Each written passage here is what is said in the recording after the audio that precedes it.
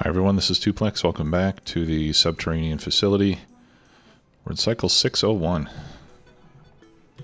Wasn't quite sure we'd make it this far, but pretty proud of how the base is turning out so far. We've achieved a couple of milestones. First of all the celestial bodies have been analyzed with the telescope. This last one is called a temporal tear, and if you send a rocket to this one, then you will win that achievement. What is it called? Sorry, I don't recall. Colony summary. The Great Escape. Send a duplicate on a one-way mission to the farthest star map destination. And I can tell you that it is indeed a one-way mission. When you send a rocket there, it doesn't come back. So we just have to be aware of that when we do that, and I am going to do it to get the achievement for this playthrough. But once we do that, the rocket will be gone forever, and so will the duplicate that's inside of it. So we just need to be aware of that. All right, so that means that we don't need to do any telescoping anymore. I suppose we could deconstruct it.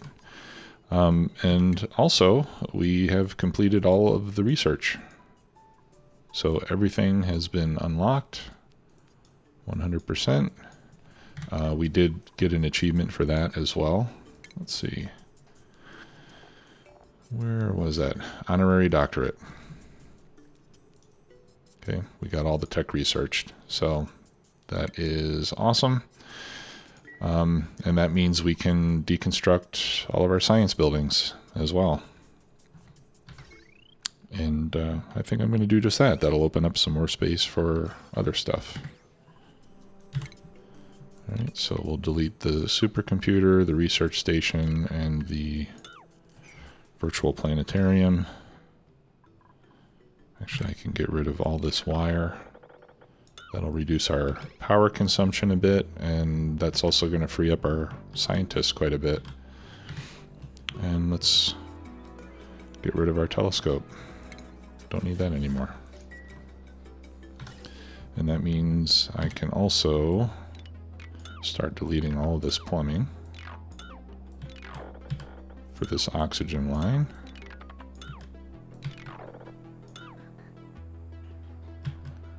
And it's starting to flow backwards. I don't know if it can actually go inside the tank though. Can it? No, it can't.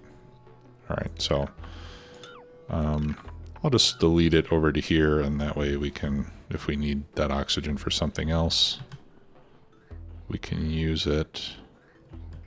No, actually, I take that back. I am going to get rid of, I'll get rid of the entire pipe system here. Well, I'll leave this bit in case I want to use these tanks, but I don't want to send oxygen into these tanks anymore, because we're going to get everything that we need from our spawn. I do want to continue collecting hydrogen though. Okay, now let's check power. To delete power wires. Oh, there's one more bit of pipe. And we can also get rid of these automation wires there. And then I will put some new tiles in. And we'll delete these tiles and clean up our floor plan a little bit. Okay.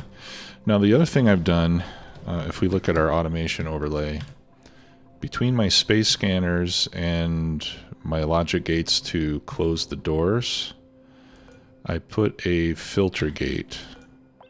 And I did that because with our current scanning setup, oh, well, it's closed right now, but we have, when the doors are open, we have, I think, a network quality of, I want to say 43%. And that gives us the ability to detect objects, I think, at a minimum 83 or 87 seconds away. Now, closing the doors takes 39 seconds. So if I close the doors as soon as I detect something, it could be up to 200 seconds away, right? We'll see that, you know, when you look at your scan network quality, it gives you a range. So it could detect a meteor shower as soon as 200 seconds before it hits, and as late as 87 seconds before it hits.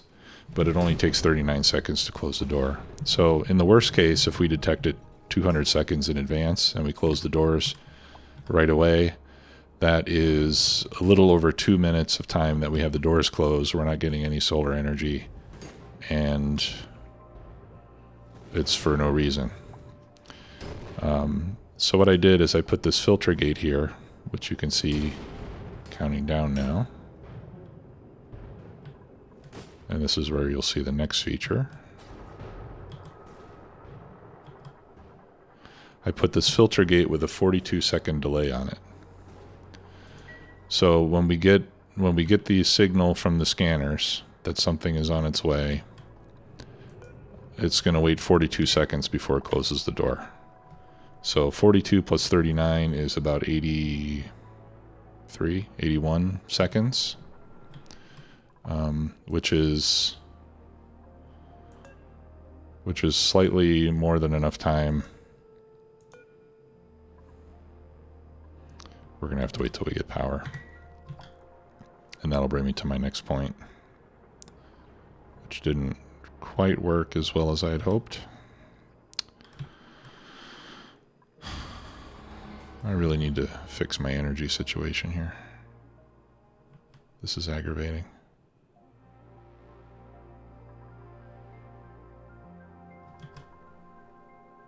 Okay, now we have to wait for the transformers to power up so that we can finally get some power into these drills. I'll start drilling manually if I have to.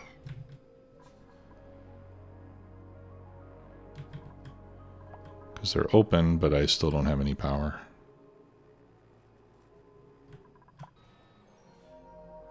And now it's nighttime. This is really annoying.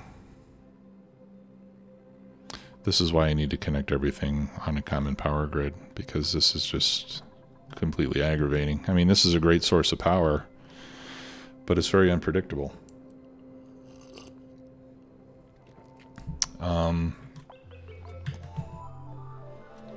And I'm not sure that I should have to build just like vast quantities of batteries in order to make use of this.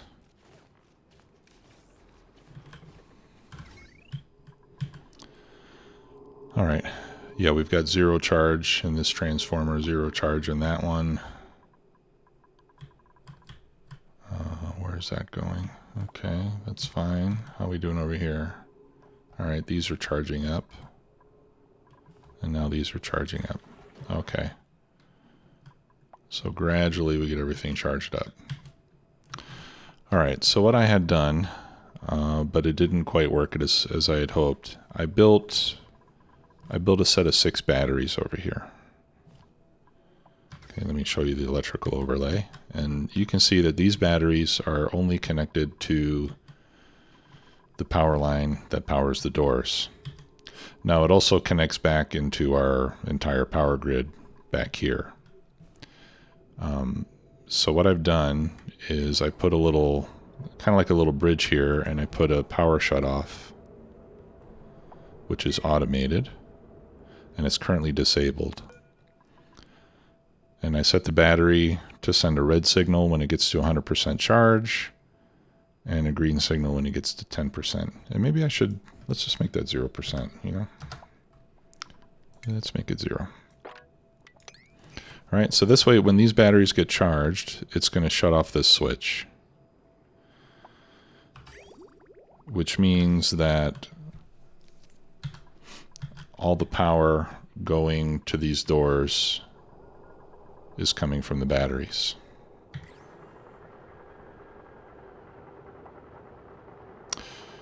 Uh-huh.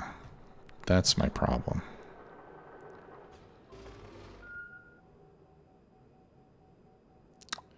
Okay. Well, the idea here was that I would store up enough juice to open and close the doors. And that way, if the doors need to open or close when all these batteries are dead, I still have some extra energy that I've saved up specifically for these. Okay, so what'll happen is, and you can see that these batteries drained a bit to close the doors. I chose 6 batteries because it takes 39 seconds to close and 44 seconds to open. So I went with the longest one, 44 seconds. They consume 120 watts each. So 44 seconds times 120 watts is 5,280 joules of energy. Each of these batteries holds 20 kilojoules, so 20,000 joules. So I calculated I need at least 5 batteries to open or close the doors one time. All right, and then we close the switch. Okay.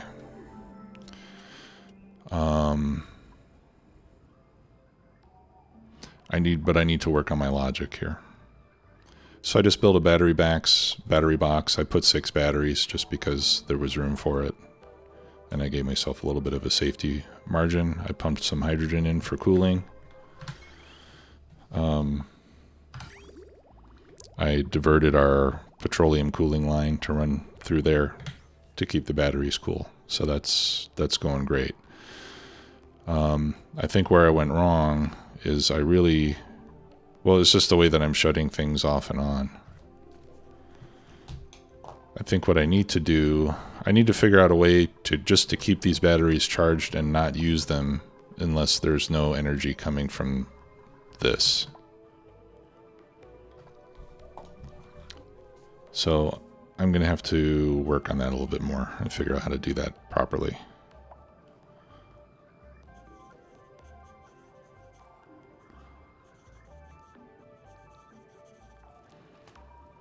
So maybe I only close the switch.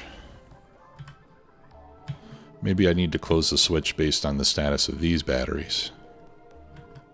Right, so if these are charged and these batteries are below 10% or something, then I close the switch so that, because I don't want the charge from these batteries to get sucked out this way. Which leads me to another question. Can they get sucked out that way? Can a transformer pull power in, or does it only go in one direction? That I don't know. I'll have to do a little research on that.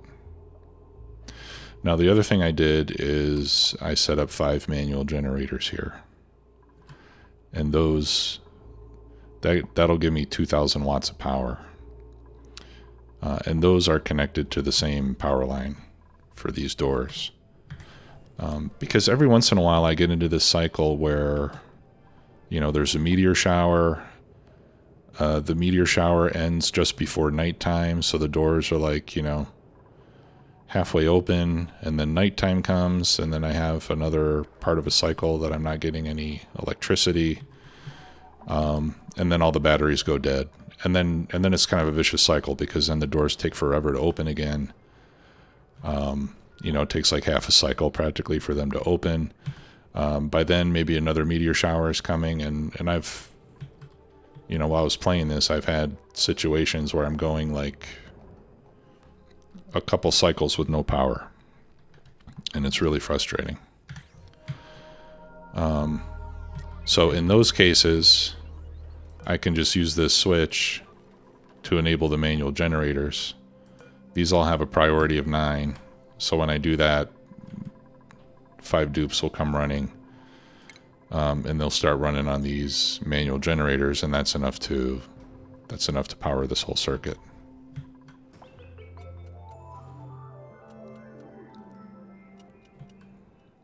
Okay, so I'm going to work on that a little bit more and come up with the proper automation controls to make this work. And now that I think about it, I might want to double the number of batteries so that I have enough charge to open and close all the doors at least one time, and not only do one, because this is really only enough to get through one, you know, just to close them or open them and then get through part of another opening or closing. So I'll work on that, but I think the concept seems okay. I just need to work out the details. Okay, what else? Oh, another thing, I found a natural gas geyser over here, which we can use to feed the gas range for cooking. So I just set up a real simple self-powered setup over here. You know, I sealed this up so that there's nothing but natural gas in here. There was a little bit of polluted oxygen at the top, so I just put some tiles there, and that trapped the polluted oxygen. So all of this is natural gas. Before I dug in here, I built a tile there, and I put some visco gel. Right, this used to be the natural tiles. So I put a seal here before I dug into it, and that way none of the natural gas would escape and no other gases would get in. And then I went in, I built this ladder, I sealed off this polluted oxygen on top, and that way I was pretty easily able to ensure that I only have natural gas inside there. And then I didn't have to bother, you know, with gas filters or creating a vacuum or anything like that. So having that visco gel is really, really handy. Of course, if you didn't have visco gel, you could make a water seal. That would work too. But anyway, it's real simple. I just, I have a pump that turns on. It pumps out the natural gas.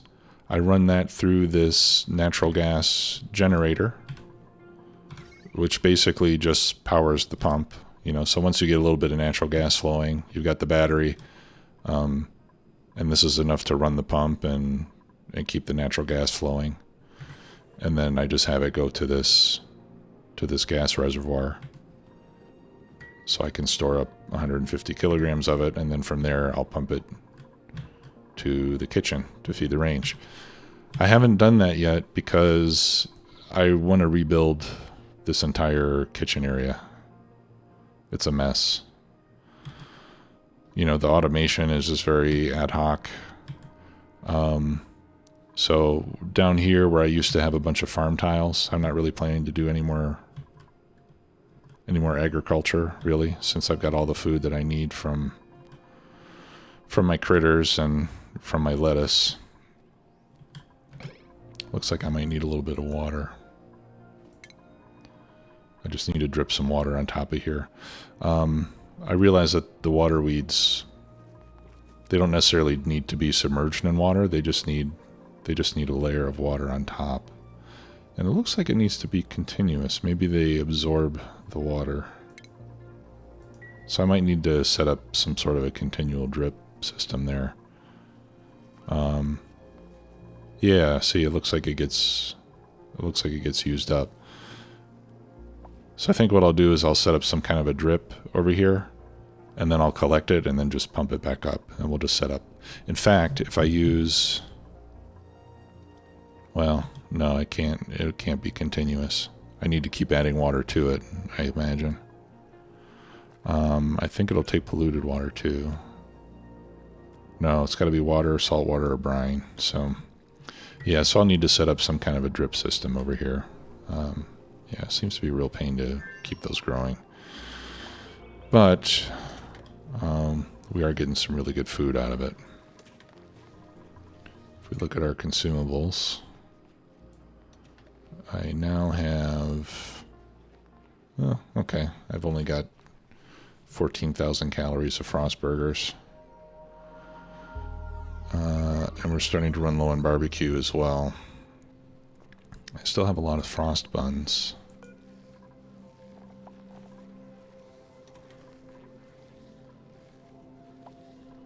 So I think I'm going to re-enable the grill so I can get some more barbecue made. I don't want to run out of barbecue.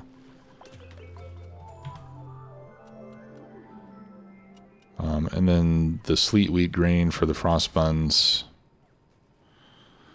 I'm just getting from the wild. I'm not cultivating any sleet wheat.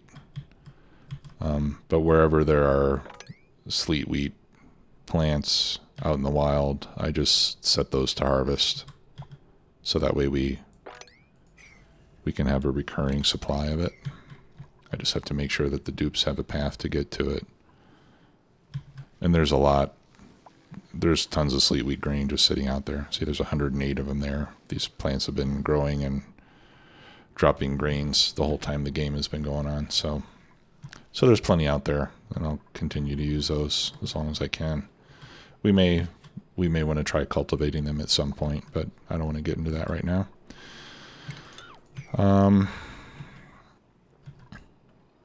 Yeah, so I'm going to rebuild the kitchen in a future episode. I'll give it a better layout, and then when that's done, then I'll run that natural gas pipe over there.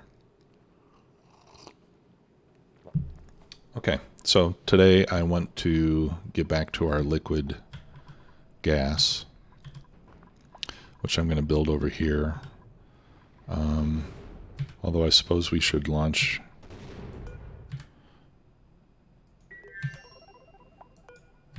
Why is my star map not coming up? Oh, don't tell me.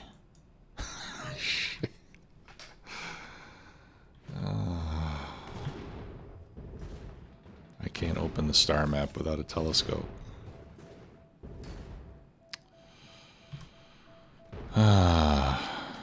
Okay. That's upsetting. I wonder what's going to happen to my rocket that's currently out in space.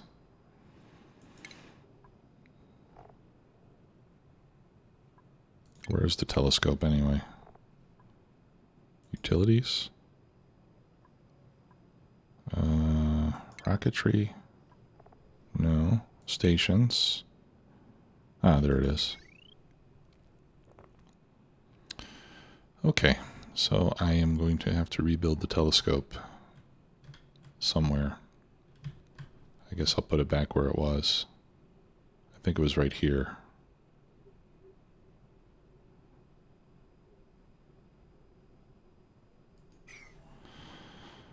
All right then. So let's deconstruct a few tiles. I think it was down 2 tiles. Was it 4 across? Yeah, that looks right.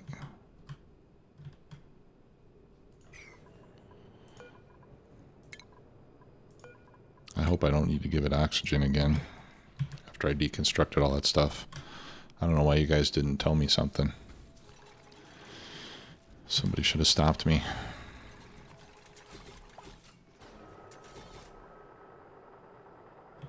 Okay, well, we won't be able to launch this rocket until that takes place, and I hope that we'll still be able to detect an incoming rocket.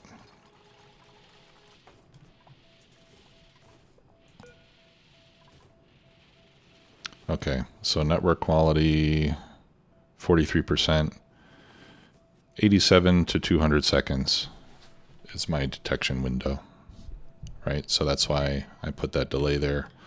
I think I'm also going to add filters to put the same delay for the rocket doors to open, just so they're not open for too long. But anyway, we'll get into that later.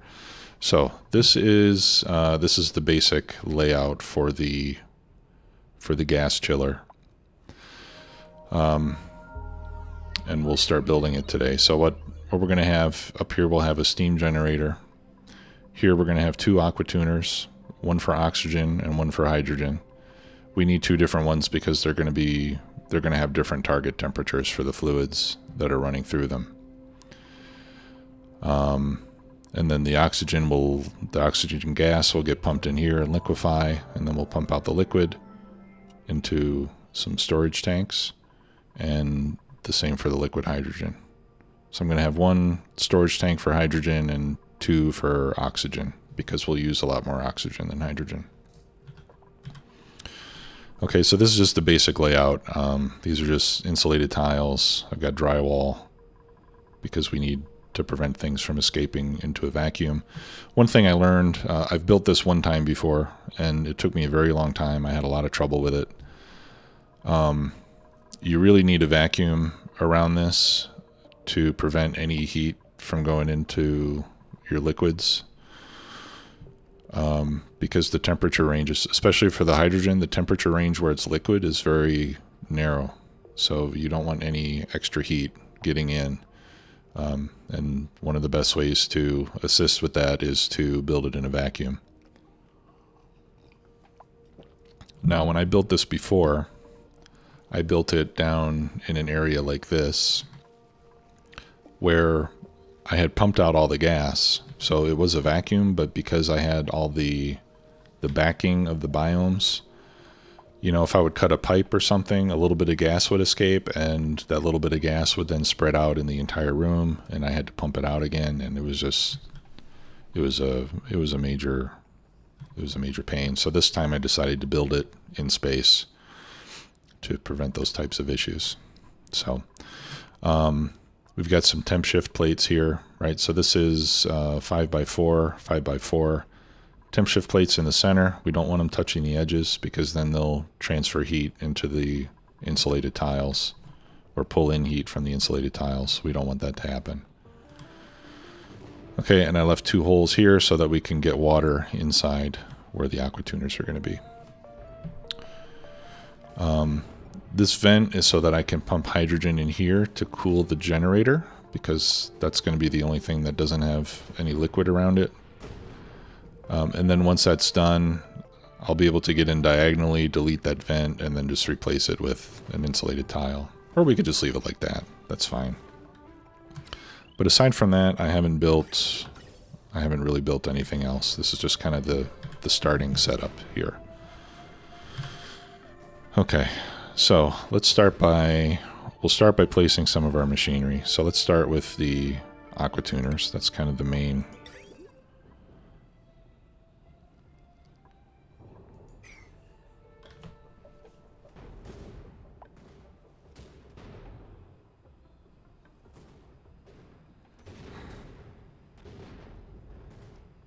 I don't have any steel.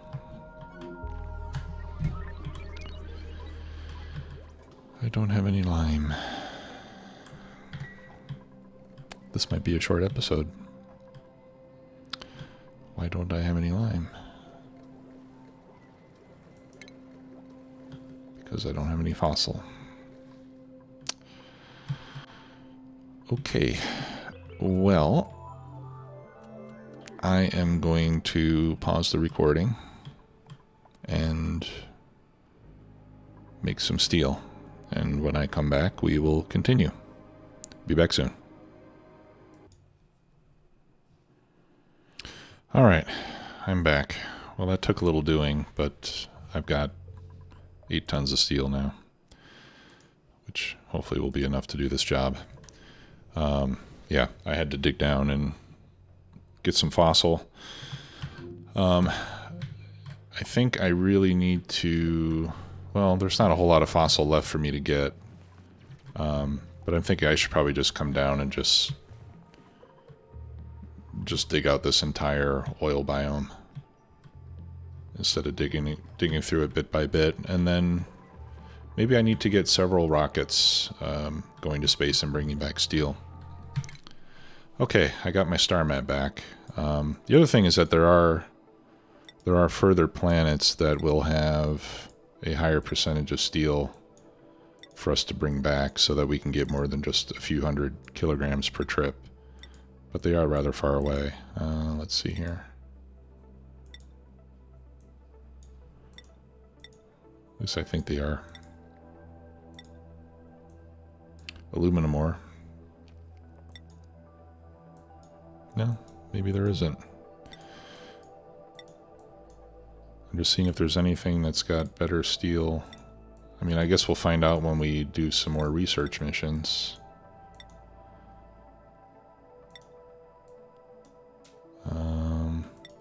But yeah, it looks like this one right now has got the best the best return on steel for us. So maybe we need to set up a couple more cargo rockets to get steel out, or to bring steel back.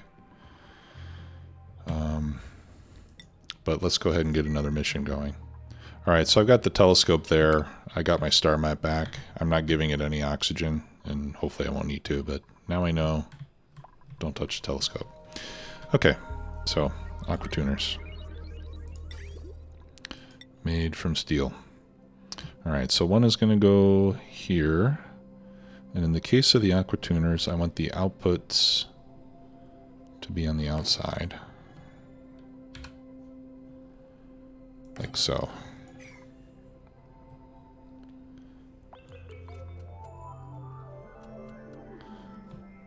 Okay, and then we can start to build the cooling loop, which is a little bit complicated, but here goes. Let's turn on our plumbing overlay. We're going to have a combination of insulated and radiant pipes, and we're going to load these with supercoolant. Okay, so we're going to have one loop on the oxygen side and a different loop on the hydrogen side, again, because they have to be different temperatures. Okay, so we'll use ceramic for the insulated portion. Alright, so we'll go from the output first. So we're going to go out this way, down here, over here, and then in. And then the input is going to come up there. And then we're also going to have our bypass bridge to keep things circulating when the aquatuner is not running. Okay, and then we will do essentially the same thing on the other side as well. So, insulated pipe. Now again, the output is going to go up here. This one is basically a mirror image of the other. Up there. And then the liquid bridge there. Okay, so that takes care of our inputs and outputs. There was just an update this morning to the game. Looks like we got different colors for insulated pipes now. Which I think is good, because before it was very similar in color to the radiant pipes. It wasn't always clear. Okay, so radiant pipes. Honestly, I think we can use lead because the temperatures are going to be extremely low. So let's use lead for the radiant pipes. Alright, so starting on this side, we are going to come down here.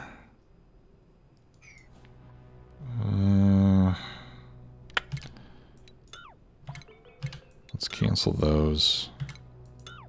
Let's X those out. I think I need to grab the radiant from the middle.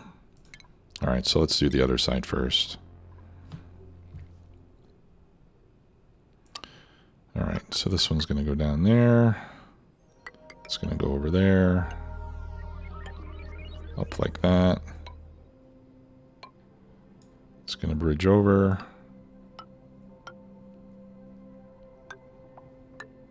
Like so. Okay, and this liquid bridge, what do we want to make it out of? Granite? That's going to go this way.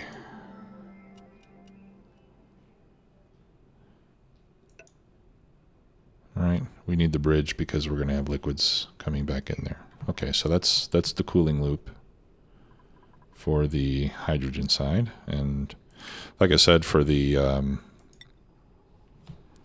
oxygen side, it's essentially the same thing.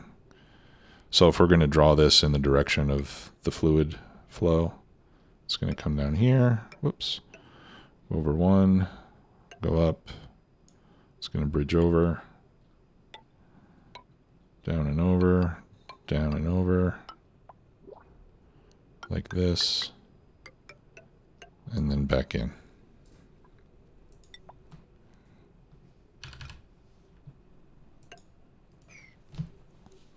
Okay, so those are our 2 cooling loops that we're going to fill with supercoolant.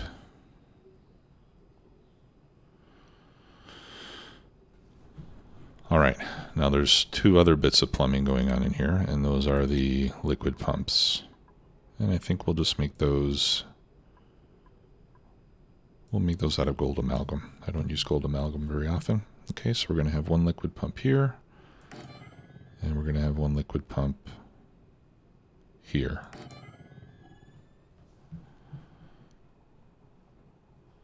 Okay, now these we want to be insulated pipes. So this one is going to come over, and that one is going to come over. So I guess they're not exactly mirror images, but they're close. And then these liquid bridges we will make out of ceramic, so we can get around our cooling pipe. Okay, and then we'll go insulated pipe once again from there into my storage tank. And then that's going to go into my second storage tank. In the case of hydrogen, I have only 1 storage tank. Okay, so that's the fluid coming out. Now, in order to keep the liquids at the correct temperature while the system is running, are we ready to do this now? Yeah, Frankie's ready to go. Sorry, let me get these rockets launched before I carry on with my explanation. We're going to be pumping these very cold fluids out here to go into the rockets. Okay, but if we just leave a pipe sitting out there with liquid oxygen or liquid hydrogen in it, it's going to heat up, and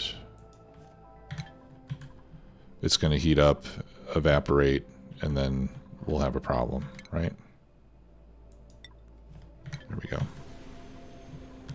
So in order to keep that from happening, we're going to create loops. So the liquefied gas is going to come out here, it'll go into the rockets, and then whatever doesn't get used is going to loop back. So it's just going to loop continuously through here.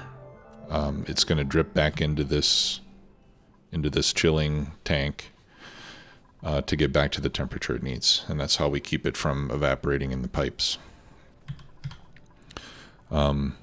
So to achieve that, we are going to have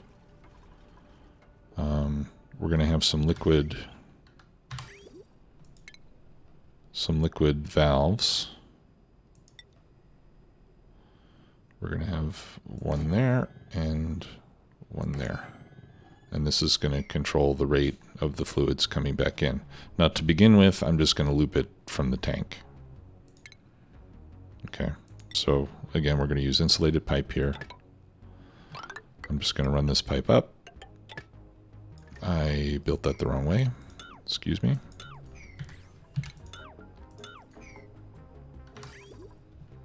And I didn't check what material that was made of anyway. I really need to do that. Liquid valve, copper. Let's just use gold amalgam. Okay, there we go. That's the right direction. So there's going to be 1 there and 1 there. That insulated pipe will then proceed to there, where it will go into this vent and drip back into the tank. Okay, so we'll do the same thing over there. Out of the tank.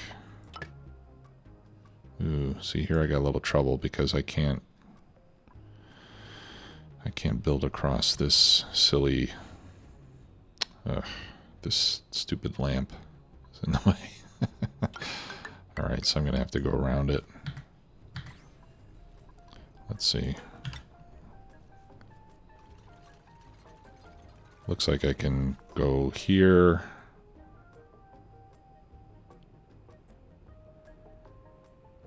And here. Okay.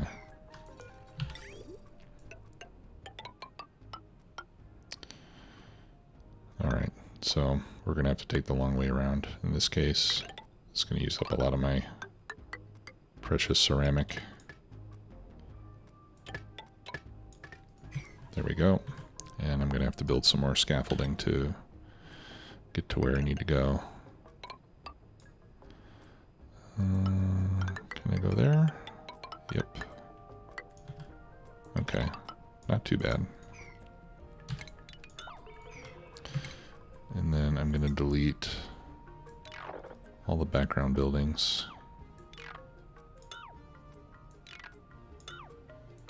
At least as much of it as I can. I should be able to get up to 4 above there.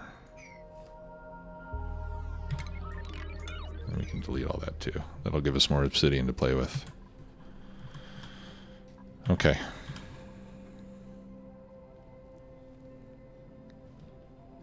Now what this is going to allow us to do, what I'm going to do is we are going to set these return valves to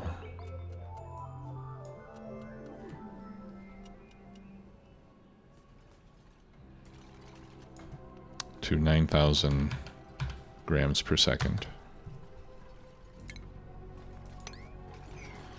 Okay, so rather than getting full throughput, we'll be outputting 10,000 grams a second, but we're only going to allow 9,000 back in. So that way, that'll allow us to gradually store up more and more inside the tanks. But it'll still maintain a steady flow through the pipes. Okay, and that's only on the return side. So on the sending side, we'll be able to get full throughput into our rockets. Okay, let's get the scaffolding out so Abe can go do something. And actually, I'll unassign him for now. I'll figure out the next destination and fuel requirements later, so we can keep working on this. Okay, and then there's only one more bit of plumbing that we need. We need a little more insulated pipe, and that is going to be for our steam engine to drop liquid back into our cooling chamber. Okay, so that's it. That's the whole plumbing system there. And it looks like it's almost done building, which is great. Alright, so let's move on to power. So you'll notice I've got 2 heavy watt joint plates. So we're going to have 1 bit of wire. Iron, copper. Yeah, and again, I think I'll just use gold amalgam. It's so cold, we don't really care too much. So this is going to go, that should be where the power is on the steam engine. These will be connected. And then this is going to feed our aquatuners. And then I will need to get... I need to get one of these heavy watt wires run over from our power system, which I can see now is going to take a bit of doing. So we'll run this down. I might have to switch to a different material at some point. I think probably the easiest way will be to pull it out from here, from this panel. I'll need some more bridges. And then, let's see. Where do I run it? If I run it under here, then I'm going to have to make it out of... I'm going to have to make it out of steel. I do have a bit of steel.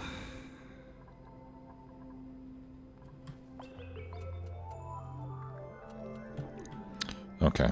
Well, we'll continue building like this, and then I may need to pause and figure out how we get that power line over. Okay, and then another part of this is going to be conductive wire. The conductive wire, again, I think we can make from lead.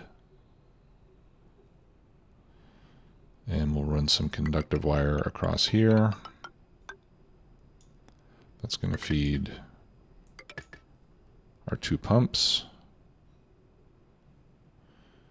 And then we will also use that to feed a couple of shutoff valves for ventilation, which we'll get to next. Now, since I'm bringing the heavy watt wire, I was going to say I could put a transformer over here.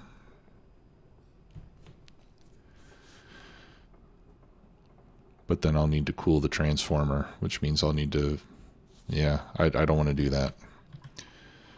What is this line powering? This is powering that. All right, this has a high potential load, including these gantries. But those are not used very often. So I think I will just pull from here for that portion of it. All right, we just have a couple of mechanized airlocks. We've got the gantries, which we only use every once in a while. One of our scanners. We've got our transit tube, which I guess gets used from, yeah, all of our scanners. Wait a minute, am I on the right one? It's this one. This goes up here. Oh, okay. Yeah, it's just this scanner and that one. Actually, I could power this scanner from there.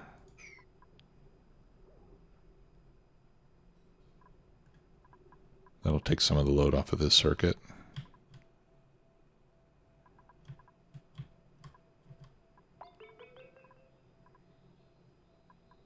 Okay, and that also powers our mining drills, but I've got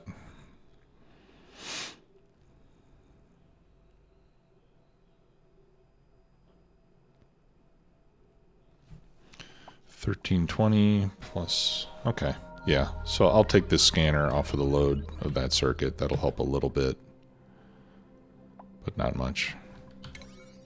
All right, I want to prioritize that so that we don't have any issues with the rockets coming back. All right. And I think that's basically it on the power.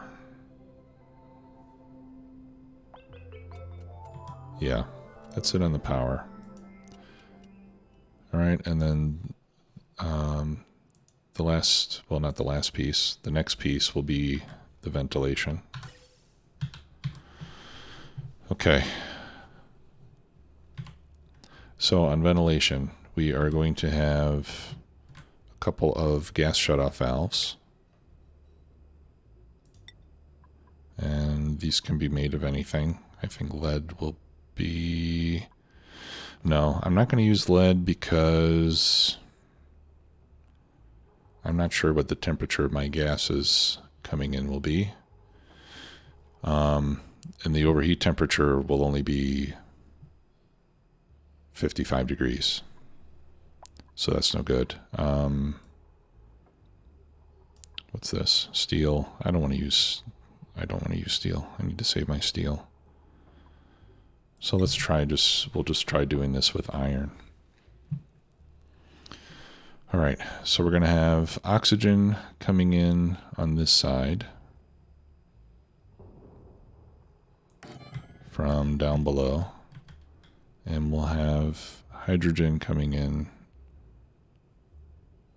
on this side.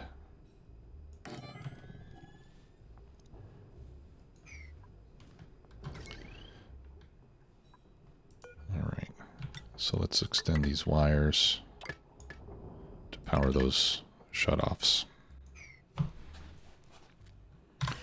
Back to ventilation.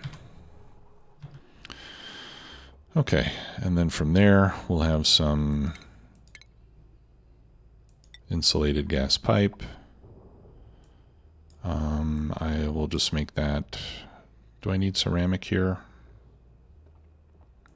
I'll use ceramic for the last run of it since it's very small.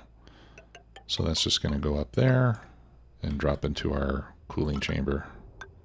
And this one will go over there and drop into our cooling chamber. Okay, and then we're going to have high pressure gas vents. For those I will use lead because those are going to be in the cold part. Okay, and we have these shutoff valves so that we can use automation to control when we add more gas to be chilled.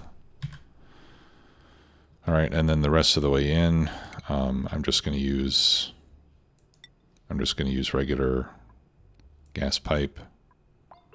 We can make it from mafic rock. All right, so one of these is unreachable.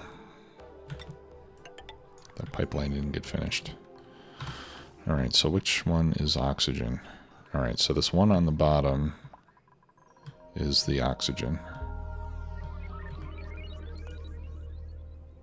That's being made out of granite. All right, we'll switch over to mafic rock. All right, so the oxygen will come up there.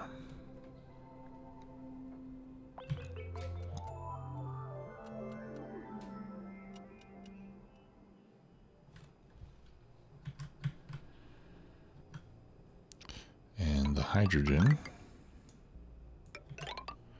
will come up here. Whoops. There we go. And then we'll need a bridge. Let's make that out of mafic rock as well.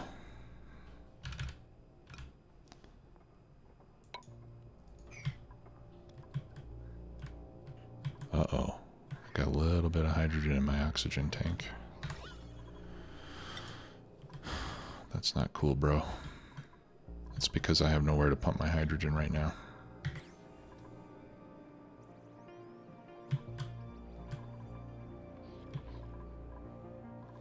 Okay, well, it shouldn't hurt anything too much. All right, so I need to get some more ladder over here. Once again, we'll get rid of as much of this garbage as we can. I think I can even take these out from that ladder. Okay, back to the overlay. All right, and that's pretty much it on the ventilation with one exception.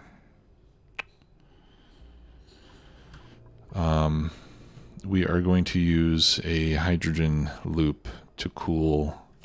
We're going to use the liquid oxygen to cool hydrogen gas to keep our steam engine cool. So for that, we're going to use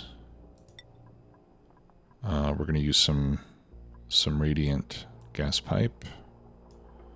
What do we want to make that out of? Wolframite. Got iron ore, copper ore. Iron ore and copper ore is relatively renewable. Okay, so that's going to be radiant.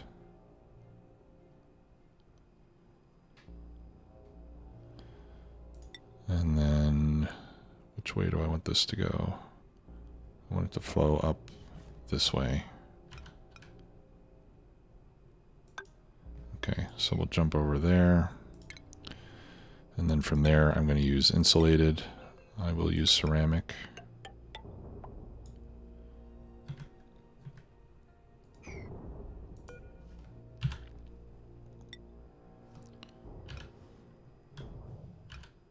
Okay, this will be the return.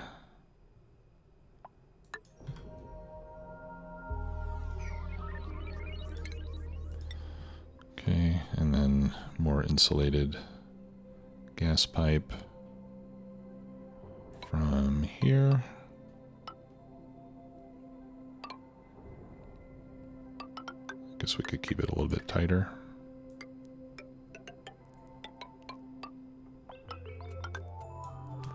All right. And then inside we'll use radiant pipe. just to run a loop like that. Okay, and then we'll have to manually add hydrogen to this loop.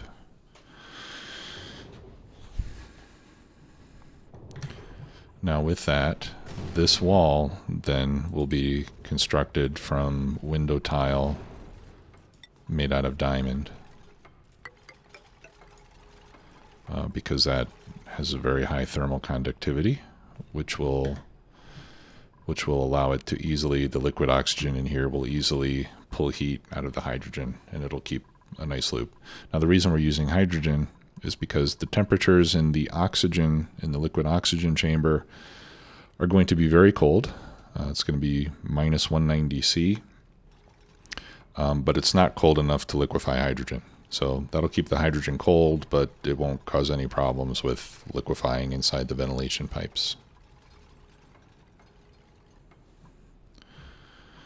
Okay, and that's it for the ventilation piece. Now the last step is the automation.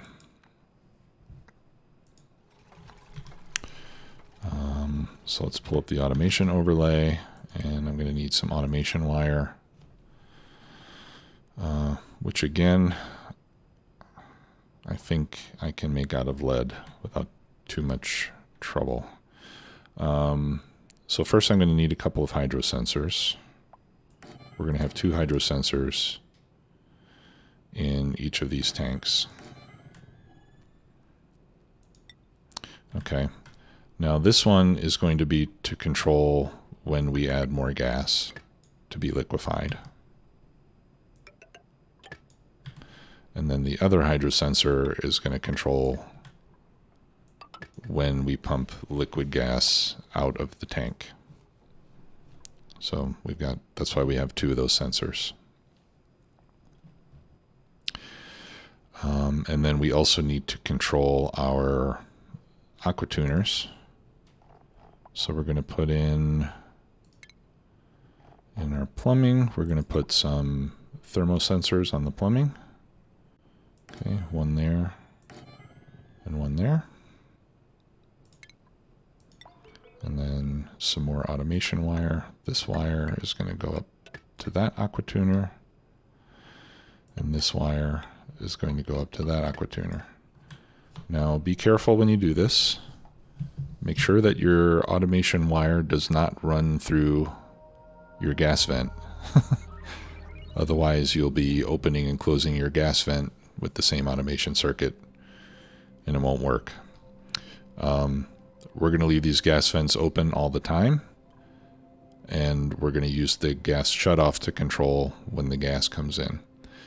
The reason we don't just close the vents instead is that you can close the vent, but then you're going to have a pipe coming into this chamber that still has gas in it, and it'll freeze inside your ventilation pipe, which will break the pipe.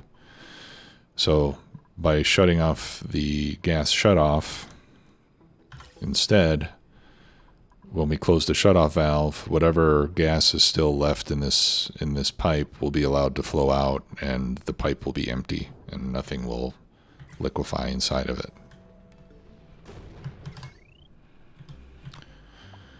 Okay, so that's it. That's everything.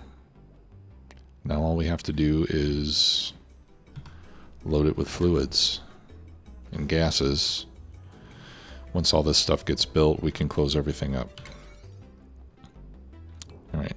So until then, I'll just raise the priority on all this stuff. So hopefully it'll get done a little bit faster. Okay, now this is the sensor to pump out. So that one we are going to pump out when we have above 250 kilograms of fluid. Same thing here.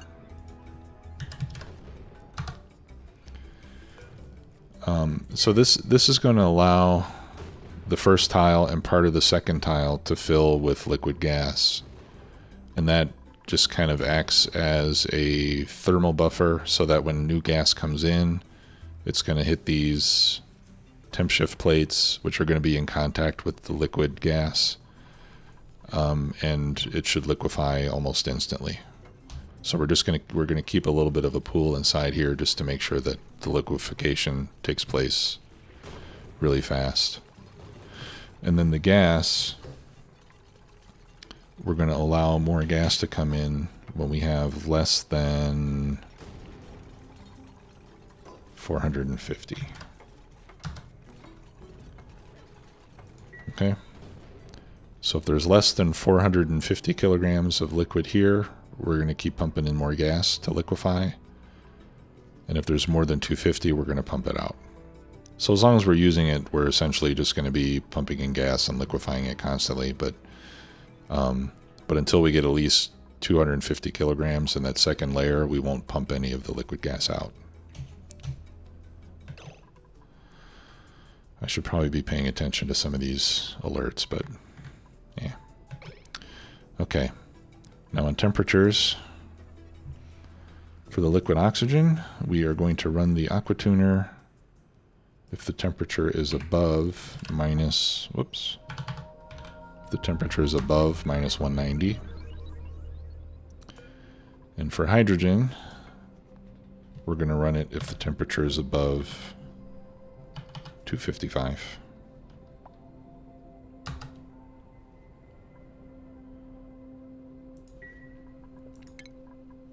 And again, you can see where we chose those temperatures. So if we look at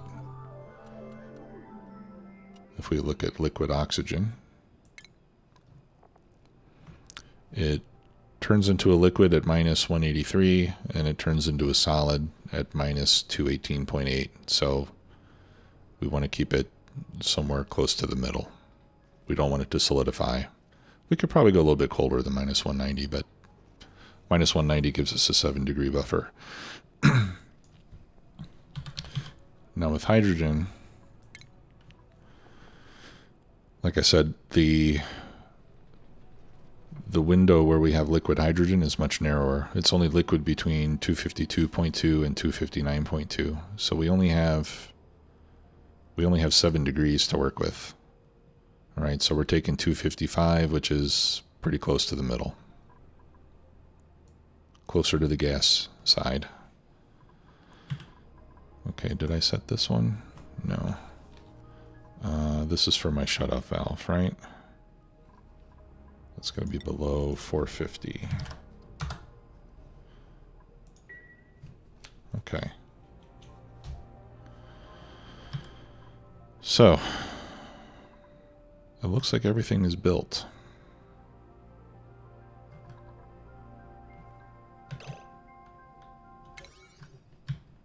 Yeah, it's done. So now we just have to start filling the system with all of the goodies. So I'm going to close this. And I need to pump water in there.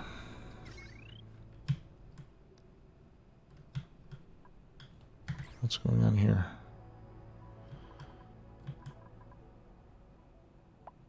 Insulated liquid pipe is damaged.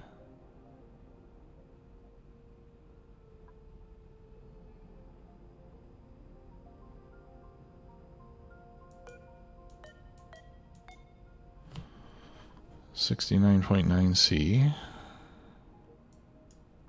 It's made of ceramic.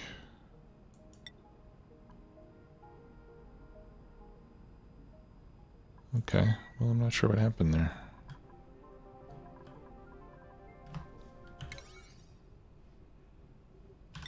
Let's get that fixed. I don't want my petroleum pipe breaking. All right, he's almost due to come back. All right, so we can close this up, and then I'll put a couple of, I guess we'll just, I mean, man, there's a lot of water that needs to go in there. Because I've got 3 layers. I suppose I could try to put 3 different liquids in there to fill it, you know, to use that trick to fill it quickly. But I do have a lot of salt water here. I could fill it with salt water. Let's see. It's got the same vaporization point as regular water. I could just pump it here and run a pipe over. Maybe I'll do that. I wonder if I have any fresh water around. Oh. Have I? Okay. Yeah. So this pipe, this is where we're going to get the water. So I'm going to run this pipe over there so that we can fill this with water. We'll need to pump hydrogen into here. Let's see, we don't have it flowing through the tanks yet. All right, let's prioritize that. Let's get that build done. That should complete the pipeline.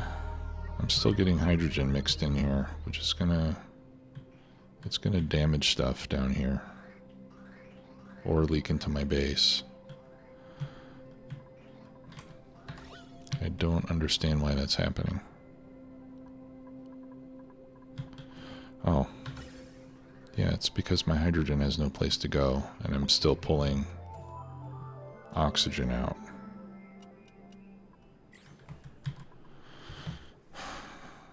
What can I do? Well, I've got more tanks here.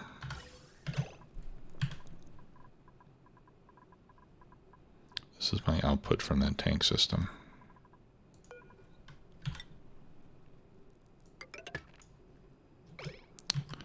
All right, let's start storing up more hydrogen.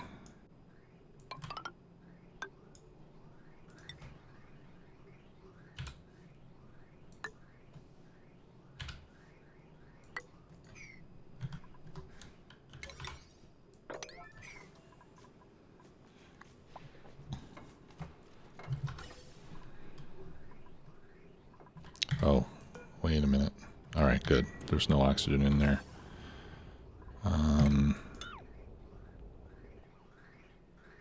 I need to disconnect. Yeah, I'll need to get rid of all this pipe.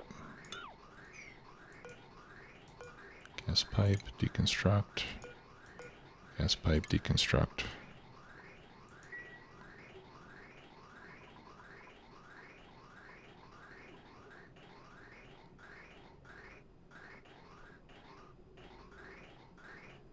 Yeah, this is all this is all going to run backwards. All right, I need to delete all this piping. I'll have to replumb it.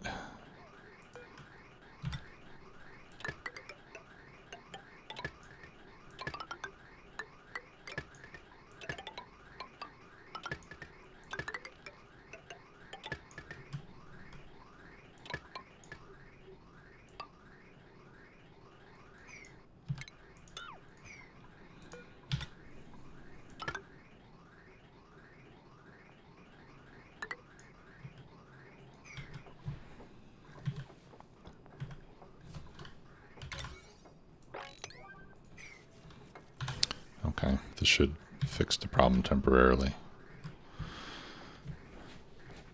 And again, this is just because I don't want to throw any hydrogen away.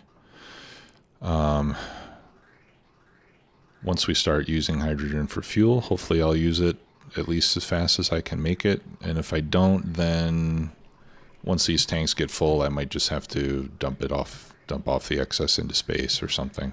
Or hook up some more generators. I could do that too, since I'm going to build that power spine at some point.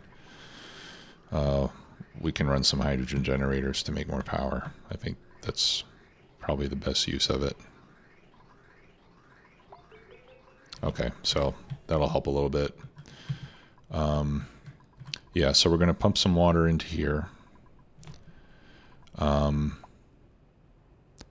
that is done, I'll put in the steam generator. We'll seal that up, and then we'll put some hydrogen in. I need to load hydrogen into this cooling loop. And I need to load supercoolant into the aquatuner loops. Okay, so we'll do that in the next episode, and we'll get the system fired up. I also need to finish running the power, so I'll get everything connected, and in the next episode we'll we'll prime the system with the fluids and everything that it needs, and we'll get it up and running. Yeah, I'll need to leave this open for now because I'm going to need to find a way to pump supercoolant into this stuff and be able to deconstruct it when I'm done. Probably what I'll do is, let's see.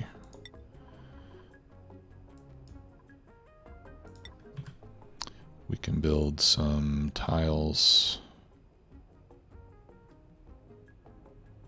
Yeah, I need more space over here. I need to be able to build a little pool of supercoolant so that I can pump it in. I'll figure out a good place to do that. All right. In the meantime, thanks once again for watching. As always, I appreciate that. And I will see you in the next episode. Take care, everybody. Bye-bye.